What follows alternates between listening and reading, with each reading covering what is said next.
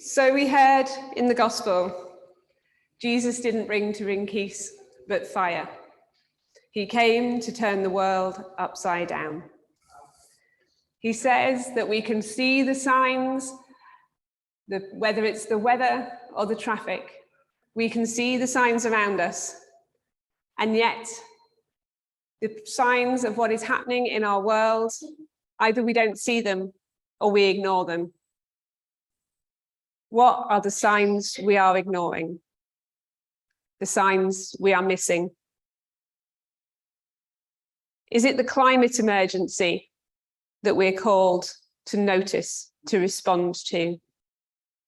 The increased extreme weather events, the wildfires, rising sea levels and melting glaciers, changing species distribution, and changes in the timings of flora and fauna?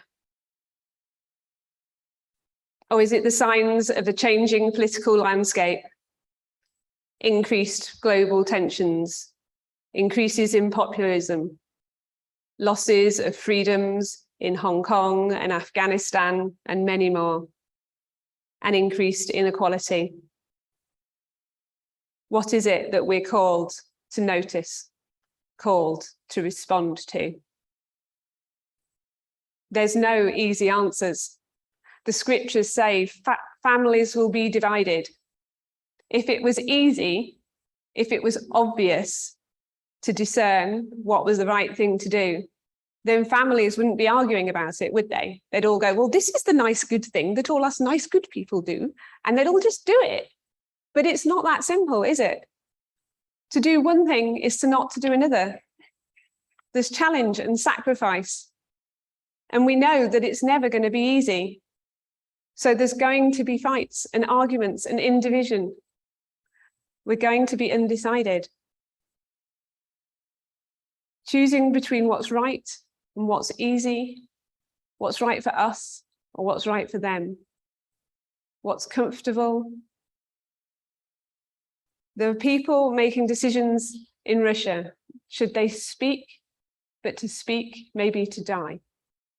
Should they challenge Putin? Should they just conform? People who've chosen to flee their nations. The morning's radio was full of Afghani people talking about the last year in which their nation has fallen to the Taliban, having had to make the decision to leave because otherwise they would die. These are not easy decisions. It's not a soft road. Jesus hasn't called us to something easy. And that's what he's saying. That it's not just being nice. It's something harder, something more challenging.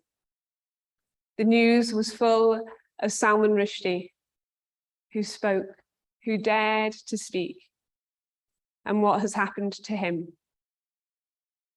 So easy things may not be easy, and right decisions may lead to hardship. Jeremiah speaks of discernment, of hearing God's voice, and that is what we really need. We need God's discernment to know what it is we are called to, what it is we need to do, to help us recognize the signs and see the signs, but to go more than that, because having seen them, it's easy to put our heads down and ignore them. And what we need is to know what to do, Lord. We might see the world all around us, but unless we know what to do, we don't want to do something just for the sake of doing something. We want to do the right thing, the thing that we're called to do, particularly if doing that thing is going to set the world on fire, set our world upside down, turn the tables and break all we hold dear. Then we want to be doing the right thing, not just anything. There are so many things. It's hard to know where to start. Systemic sins, embedded problems, Should we be opting out? Or is that just choosing not to be part of the problem? Do we need to be offering an alternative so that we can be part of a solution? Do we need to own our privilege? It's easy to see that there are others more privileged than us. Number 10's full of them. But we are here in Britain, far from natural disasters, war-torn lands. We've benefited from free education and free healthcare. We live in a world in which we profit from the legacies of slavery. And so we need to be aware that not all have our privilege, and how, as people of privilege, people who have the right to speak and a place to speak, the education with which to be heard, how we can use our voices and our privilege for those without. But we need to know that in using our power, we have to make sacrifices. So we need to think about what sacrifices we're prepared to make. But more importantly, what sacrifices we're called to make. Earlier, I spoke of big signs, big things, but the small things too. And the small things that we do in our own lives, in our own homes, and here together as church can start to make a difference. We can make a difference on a political, on a global stage. We know the cost of living crisis is coming. It's coming for everyone here, and it's coming for those out there too. Many churches work with food banks or food pantries, offer lunch clubs. There are things that you might not think are making a difference, but for some people, maybe even biscuits after the service makes a difference. And we know that fuel poverty is on the rise. The cost of heating is scary, and the winter ahead holds worry for many. Some people are talking of opening church buildings as warm banks, places for people to come and be warm. Maybe you already have a coffee drop-in, a lunch club. But one thing is when somebody comes and they sit here and they drink their coffee and they have their lunch, they're not needing to heat their home. They can save some money and maybe be warm enough to live through the day.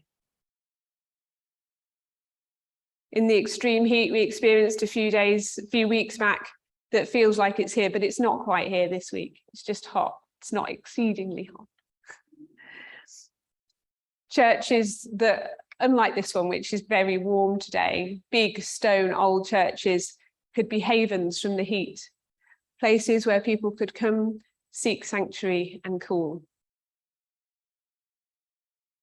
We can welcome migrants, people who've come here looking for some aspect of the privilege we enjoy.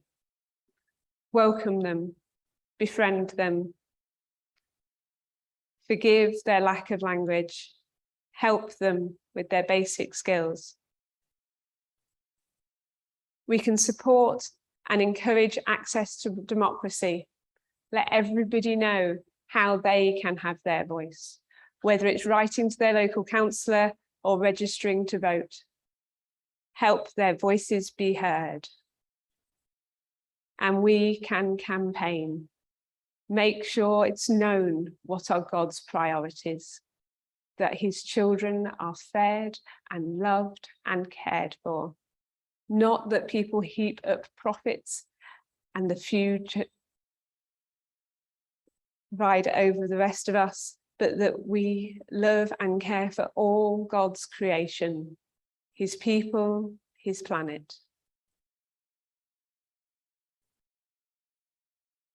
So we ask God to lead us, to help us to meet his challenge to make the sacrifices, but mostly to give us discernment that we may know how to respond.